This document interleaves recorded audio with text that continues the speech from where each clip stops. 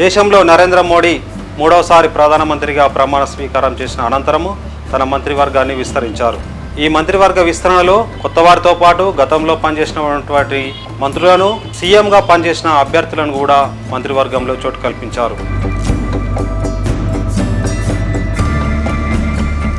తన మంత్రివర్గంలో ఒకటి కాదు, ఇద్దరు కాదు, ఏకంగా 7 మాజీ ముఖ్యమంత్రులకు మంత్రివర్గంలో చోటు కల్పించారు.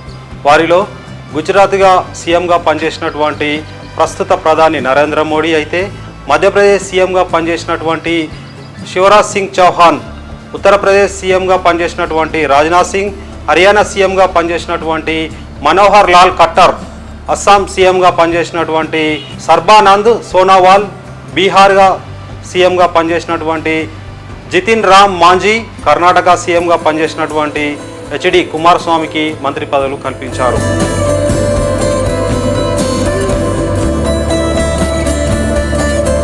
ఏడుగురు మంత్రి పదవులు పొందిన వారిలో 5 బీజేపీ పార్టీ నుంచి సీఎంగా పనిచేసిన వారే.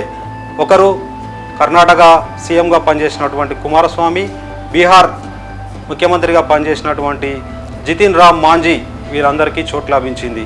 మోడీ ఏది చేసినా ఒక నిబద్ధతతో పనిచేస్తారు, ఏది చేసినా వెరైటీగా చేస్తారు, అన్ని వర్గాలకు ప్రాధాన్యత కల్పిస్తూ తన మంత్రివర్గంలో ఈసారి అయితే చోటు కల్పించారు.